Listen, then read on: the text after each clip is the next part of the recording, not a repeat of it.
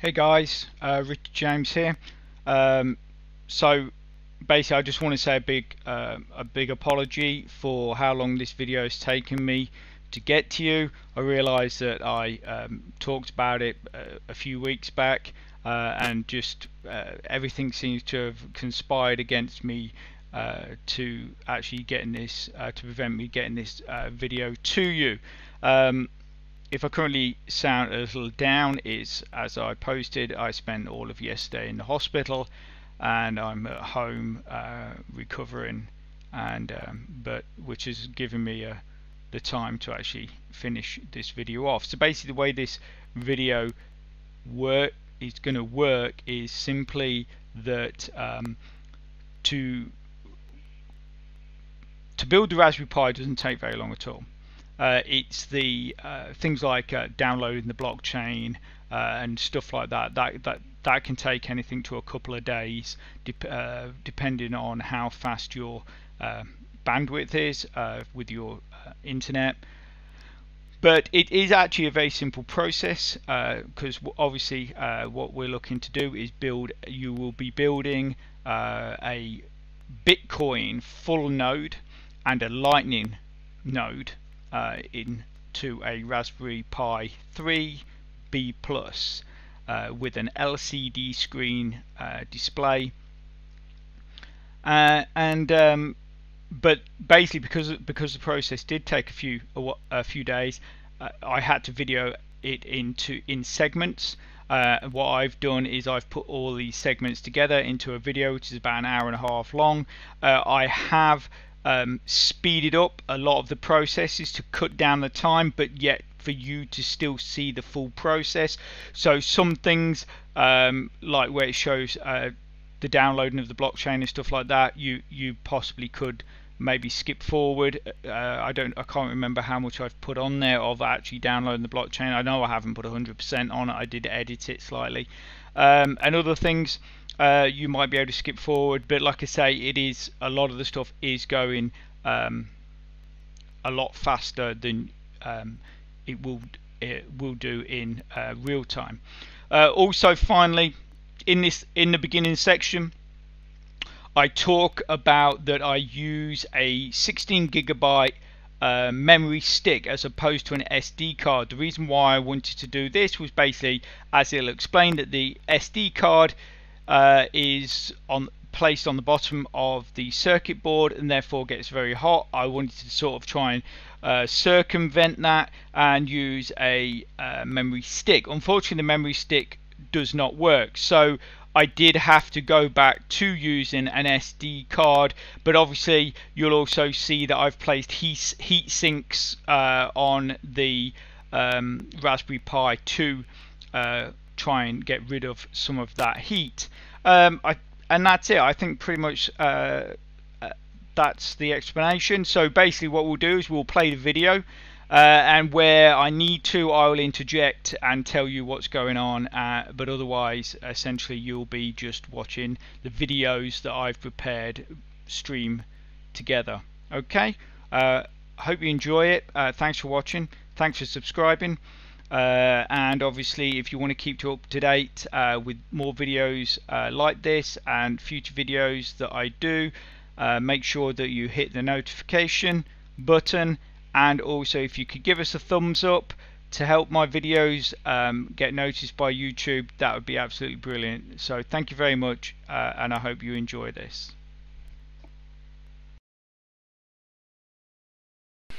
Hey guys, Richard James here again, bringing you another video, and thank you very much for tuning in. Obviously, a big thank you to you guys that have recently subscribed. That's brilliant.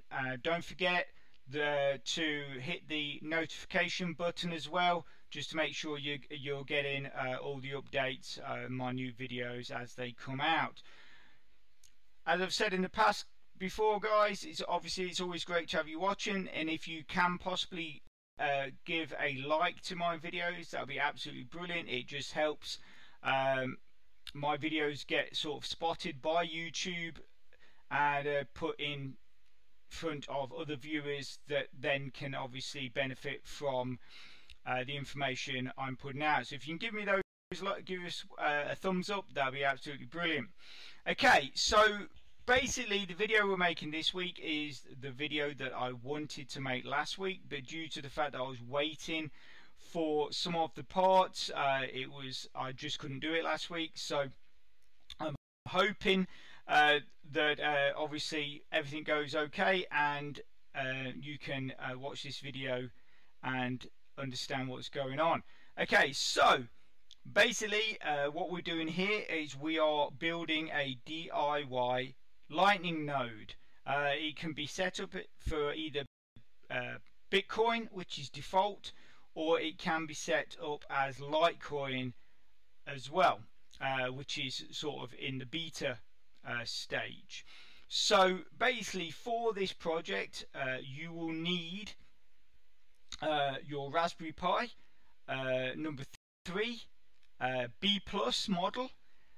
You'll also need a 3.5 LCD screen, and the great thing when you order this, you can order it as a package, so you get the LCD screen, you get a nice little plastic box to put it all in, and you also get heat sinks, which you can see I've already placed onto the board. It does come with 3.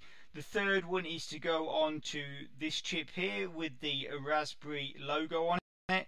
I'm not putting it on there because that is for using Bluetooth, and I'm not intending to use Bluetooth with this, so I'm only doing it I'm only using the 2 heat sinks on there. You'll also need a 16 gig SD card. This is where your SD card will end up, which is obviously right on the circuit board.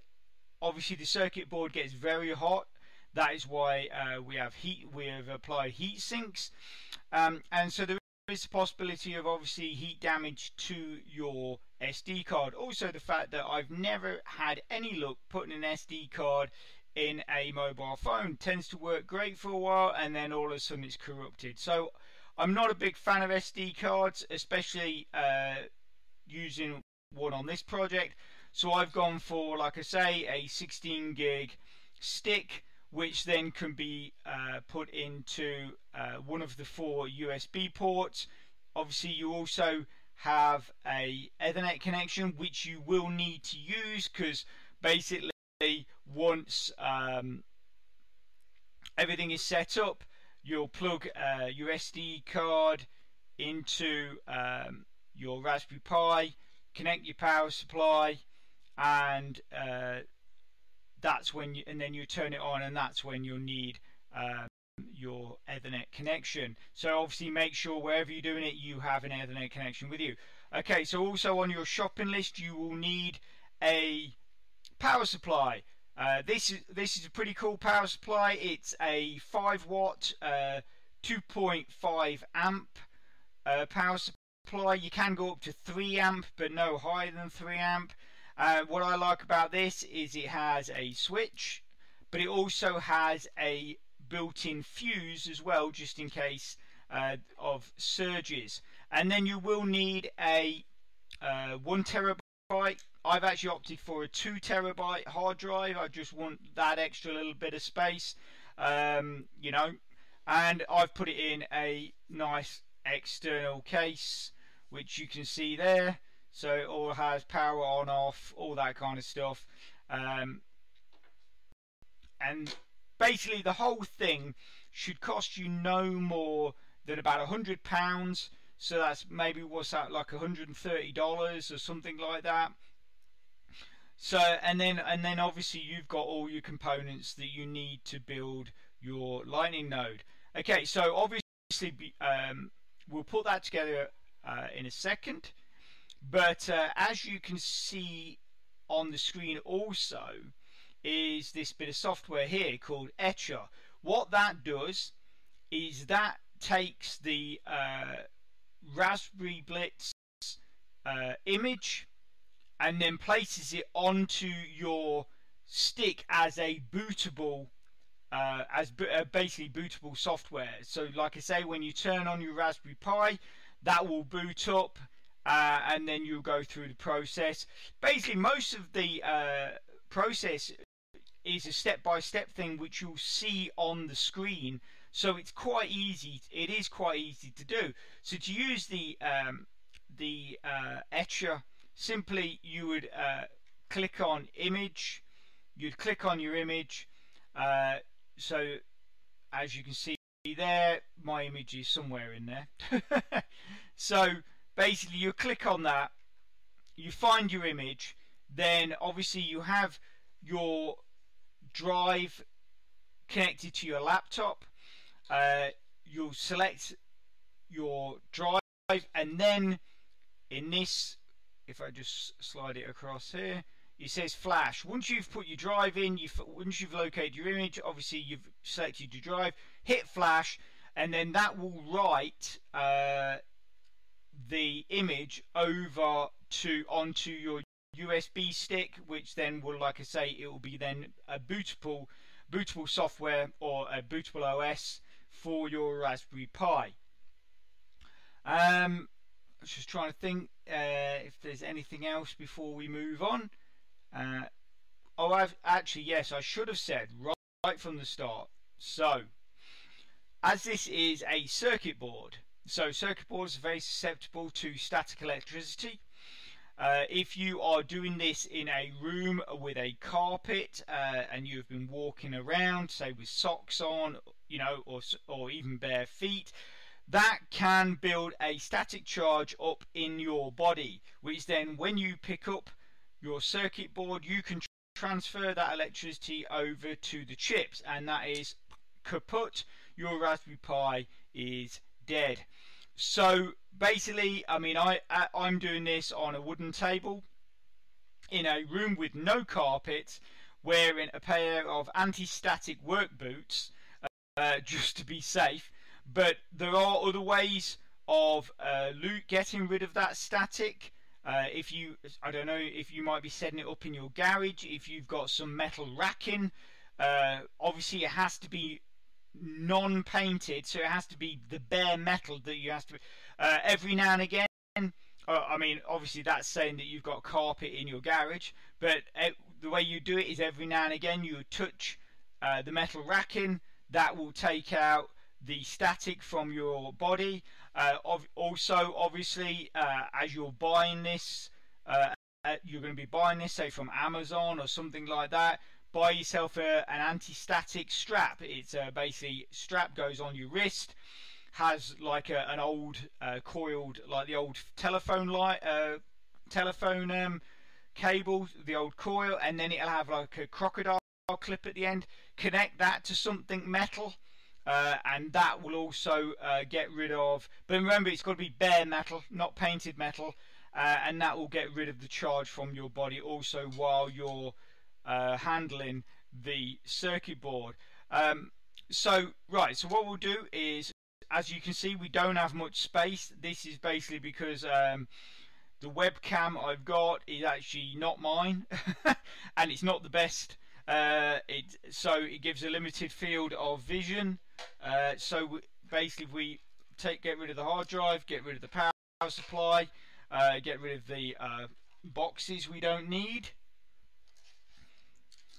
and then we can proceed with building the Raspberry Pi.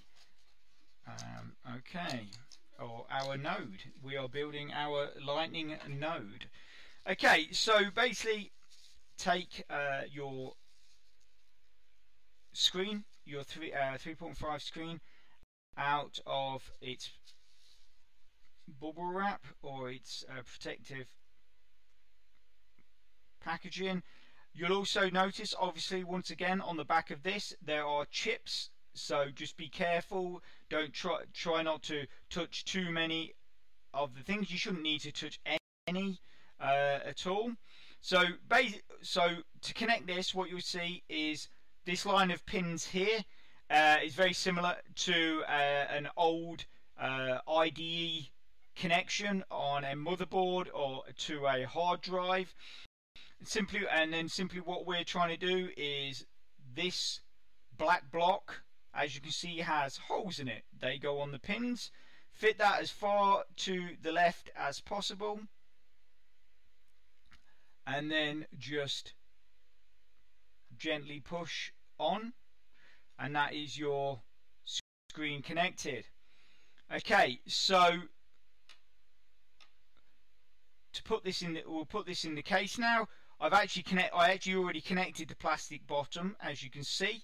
Very easy to connect. You have 4 screws, which then have 4 nuts on top of them.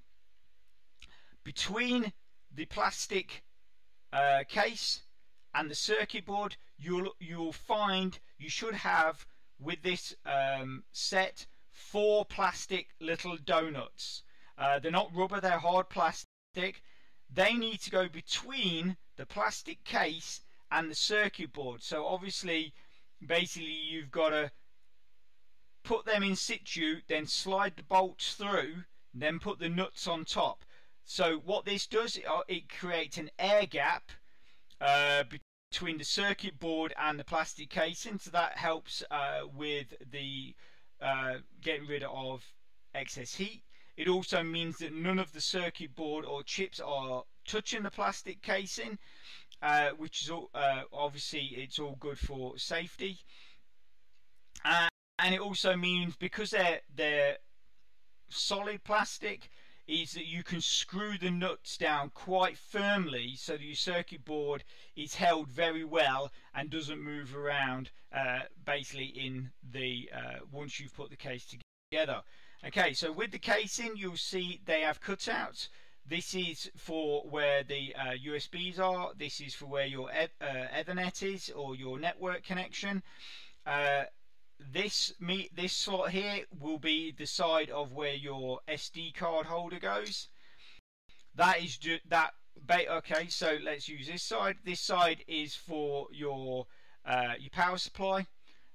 You have a HDMI connection, so you can connect it to your TV or to a computer monitor, and then the round hole is for a earphone socket. So obviously you just match everything to the shape. So basically, obviously, this goes on to the side of the so we just pop that on, just pop that on, there you go, that just pops on there. And then pop this onto there. Oops, no,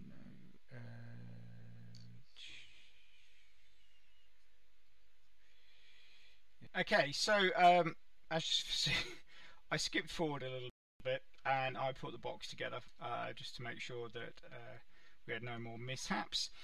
Okay, so basically from this point, what we'll do is, so I keep sliding, my camera works sort of opposite. So this is obviously your hard drive. So we get it into play, get it into view. So we connect that, take the USB cable that comes with your enclosure, and plug that into one of the USB ports on the Raspberry Pi. I will be selecting a top. In fact, no, I want to put a bottom port. Use one of the bottom ports, and then I'll be putting the what is now a bootable USB or flash drive. So remember that although I keep mentioning the use of a stick and plugging into the USB port, we did actually have to go back to using a 16 gig SD card and putting it into the SD card holder, which can be found on the bottom of the circuit board, which you saw me point out earlier. Into one of the other ports. So there we have that, and then obviously you get your power supply. Also with your screen you'll get a touch pen, basically because your screen is touch sensitive. So if we connect our power supply, I'm not sure what, so we need to put that into the micro USB port into there, and then we plug into our, actually we need to connect our external hard drive power as well, don't we? But obviously don't turn that on until your Raspberry Pi is powered up. Okay, so it would look like so there we go, Raspberry Pi is connected. Turn on. Okay, so that was pretty much obviously showing you there how to put together the components to actually build the Raspberry Pi. So now then we're going to move on to the process of getting the Raspberry Blitz image installed using Etcher. So that will be the next thing you see, is using the Etcher software to get the Raspberry Blitz image onto your SD card. It's dead simple, and I'll talk through as we go through the process.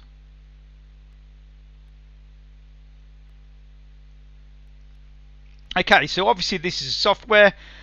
You click on a select image, you go and find your image, you're there. It will, as long as your SD card is plugged in, it will automatically find the SD card. Obviously if you have more than one plugged in, just make sure it's going to load it onto the correct one, and then you just click the flash button in the software, and then it will start flashing the image onto the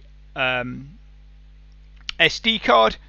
And obviously then once obviously it's gone through the process, you then have everything installed onto your SD card to get your Raspberry Pi or your Lightning node up and running.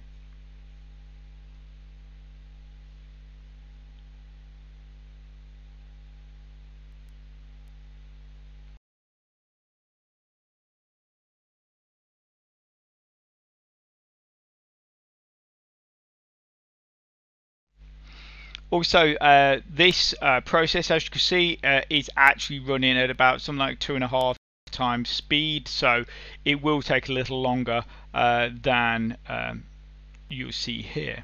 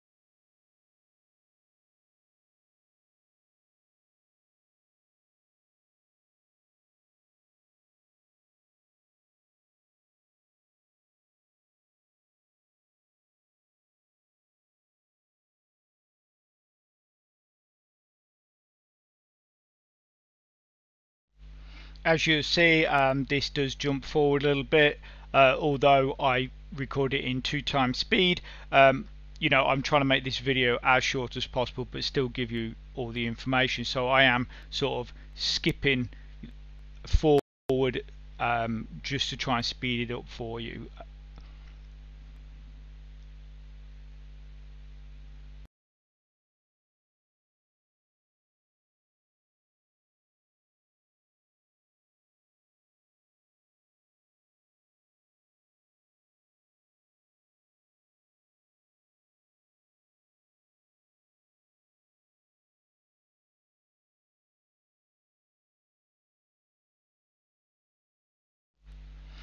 So that was, as you saw there, the completion of the burning of the Raspberry Blitz image to the SD card.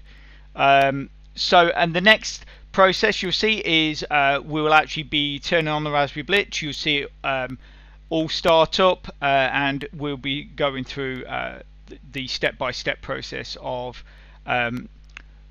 loading up and building the and setting up the Raspberry node, the Lightning node. Sorry.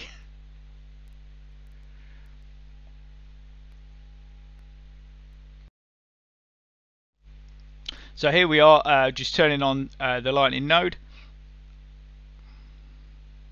and there you go, kick straight in. That's why when I was trying to use the 16 gig stick, I realized that it just wasn't working, because I knew that it should load up pretty rapid. As you can see there, it does, using the SD card. Okay, so basically this is now telling me to log in. On the screen it gives you the IP address. Okay, so the piece of software you've just seen me run is a piece of software called Putty. What this does is an easy to use interface. You simply just it's basically, you use all the default settings. You don't have to change anything. You just type in the IP address, which is shown on the screen there, and you'll log in as admin. This was something that actually held me back because I misunderstood something I read, and I was typing in far too much. So basically where it says login as, which is just here, you just type the word admin in lowercase. Okay, and then your password, the default password is Raspy Blitz, so Raspberry Blitz, and that's the default, but obviously you will get to change that. So admin, ask for your password, you type in your Raspberry Blitz, and there we go. Okay, so here you have the option of choosing what you want to set your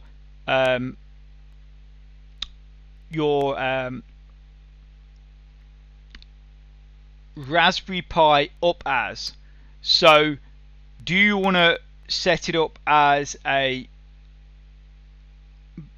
Lightning node, which is in the beta states, experimental, or do you want to set it up as a Bitcoin node? So like I say, it's I will set it up as a full Bitcoin node, and then it's and a Lightning node as well.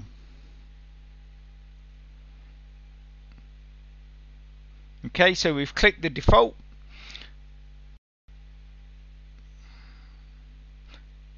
Okay, so here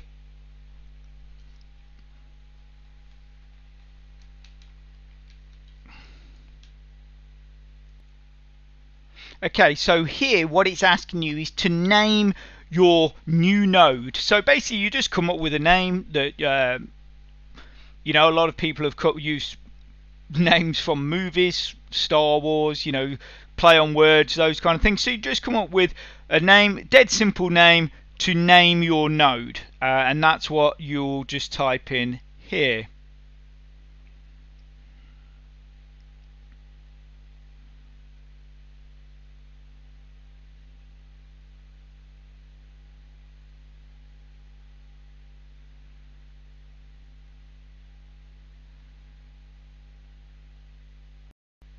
I actually came up with the name Fargo, not named after the TV program, but named after the company Wells Fargo, which is very similar to Western Union, that has been around for many years, and they not only ship goods, but they also moved money. So that's why I came up with that.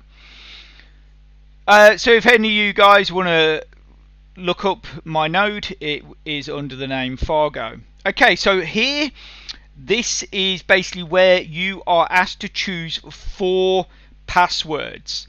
Okay, so the first password will be the password you use to log on as. Obviously, as I said, the default password for, like the default admin password, which was Raspberry Blitz. This where it says master user password, that is your admin password. So basically, you come up with a password for that. Then you'll need a password for your blockchain, so that'll be password B. Then you need a password for your Lightning wallet, and then you'll also need a password for your Lightning seed. So there you've got A, B, C, and D. So obviously I'm making you aware of this. So come up with 4 passwords, write them down, and keep them somewhere safe. And also, obviously, like in the past, and with anything to do with wallets and stuff like that, you will be given a seed. You will also, which is a collection of random words, which in the event of something happening to your node, you will be able to get back into it, or say if using that seed. So you've got to make sure you write that down. It's like for those people that know you have used Bitcoin wallets in the past, you've lost your password, or your mobile phone has died, and you've got to then download the app and then access the wallet again. You're always asked for your seed. You must know your seed. It's so imperative that you write this down. Okay, so like I say, come up with 4 passwords, write them down, keep them somewhere safe. Okay.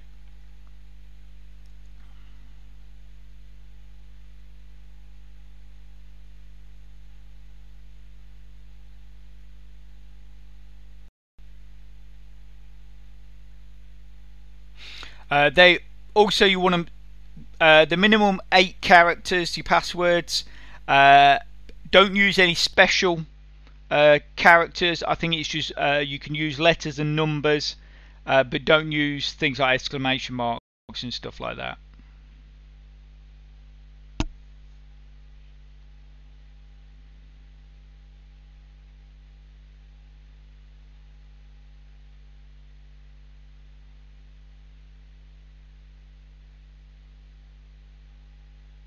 Okay, so password A has been set. So this is me now typing in password B.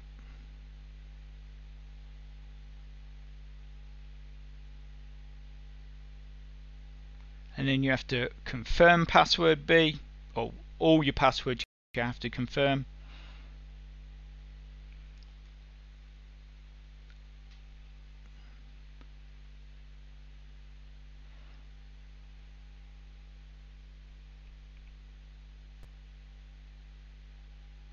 I'm very sorry if the quality of this is not great. It's basically because, like I said, I had to record it in segments, and then I've had to put them segments together and then do a voiceover explaining what is happening in the video.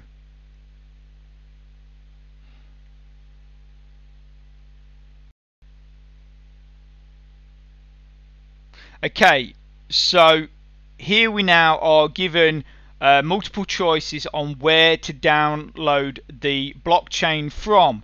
The default is to download it via a torrent. The next is to download it using an FTP, and you can also, if you've got the image of the blockchain on another hard drive, you can use that, like move that image over or download that image direct to it. I just went for the torrent option, which it does take quite a long while, because obviously you can imagine the blockchain is massive. I don't have the greatest internet at the moment, because basically I spend so much of my time away and in hotels. The internet I use at home is for very sort of minimal stuff. I mean, making these videos is probably the most extreme thing I use my internet for. But it took me over 2 days to download the blockchain. But obviously, if you've got a good speed on your internet, it will take you a lot less than that. Okay, so let's carry on. Okay, so here we go through the process. Okay, so as you can see here, you have the blockchain at the top, and then you have an update at the bottom, and basically we're moving now on to the next video, which is catching up with the blockchain, because like I say, you know, you don't want okay, so here you can see me using putty. This is where, so I'm typing in the IP address, and here we go, log on, admin, remember.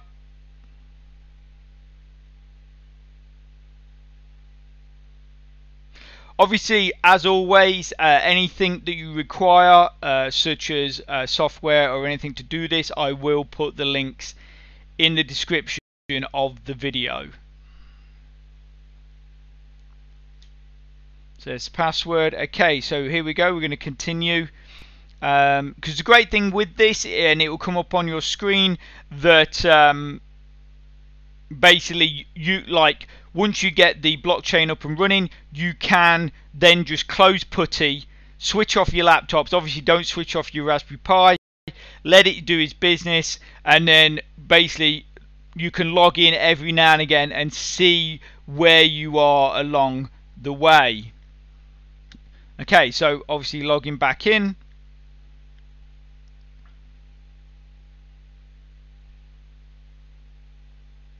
So just extend that a bit. So we have to, at this point,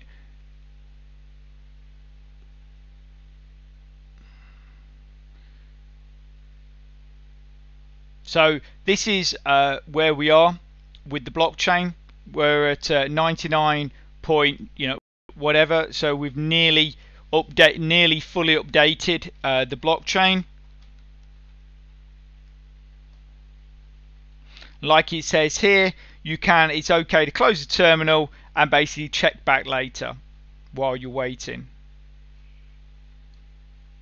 So I made that window a little smaller to try and make sort of bring it.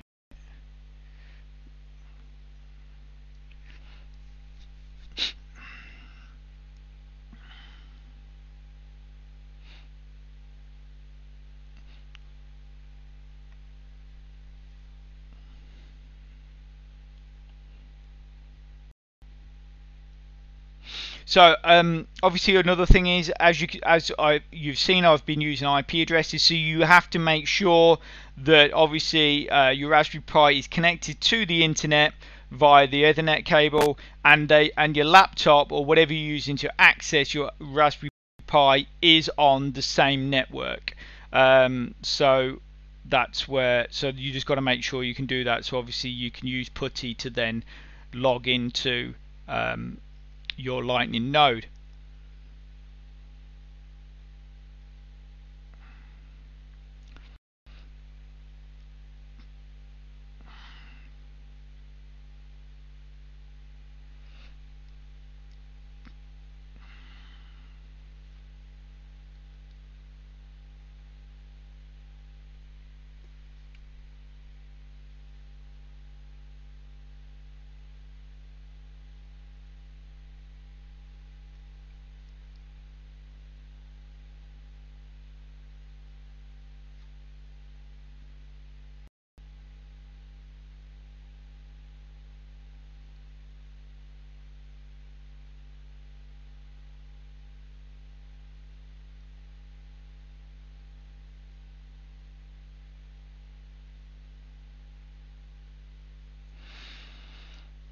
So basically, with this video, it is purely about setting up the node.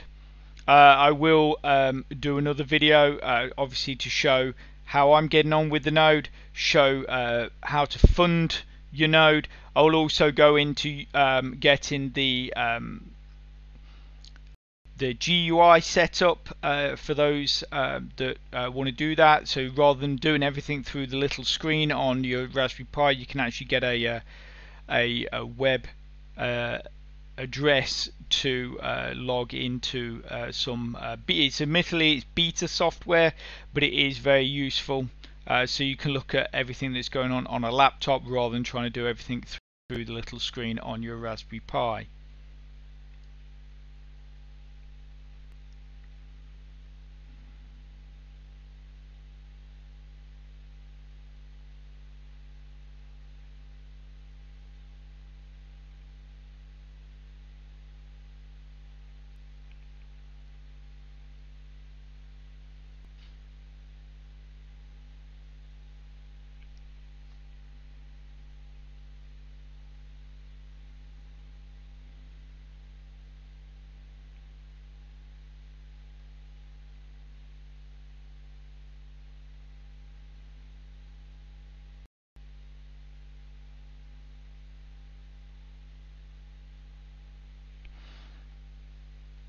Okay, so basically this is it. This is we've accessed the Lightning node. It's as you can see, so we're currently on the state. You can show the status screen.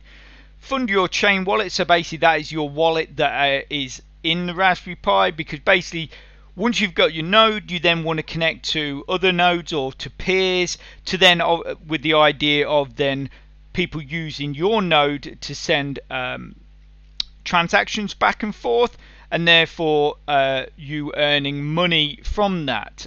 So funding your wallet is very important, and then you can go on to connect to peers. The great thing is it actually has a autopilot mode, which I will be using. So basically you fund your wallet, you then set autopilot mode, and it will use around about 50% of whatever you've put in to connect to peers that it believes is going to be very useful to help with your payments sort of system or network, for you to sort of obviously for people to use your node to make payments. But then there's also various lists. You can go and actually then search out specific nodes, which I think is great, because you can use your autopilot to just sort of get yourself up and running. Then you can go and check out like maybe bigger nodes and that maybe might be getting more traffic, and then you can connect to them.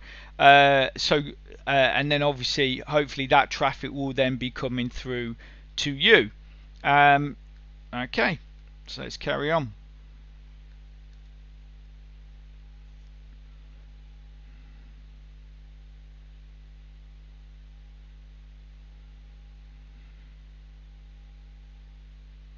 And there you go. So as you can see here, that is what you'll see with the Lightning node, and that's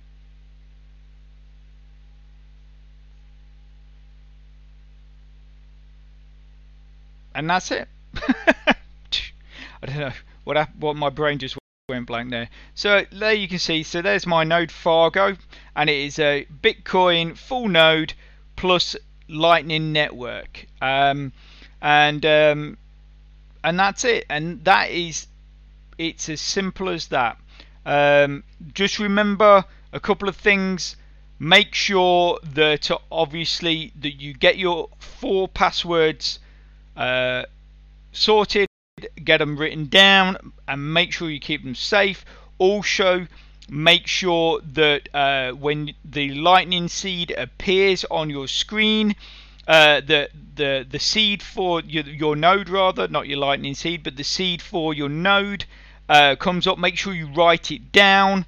For some weird reason, I don't know, it did it was not in that video, but it's one of the steps.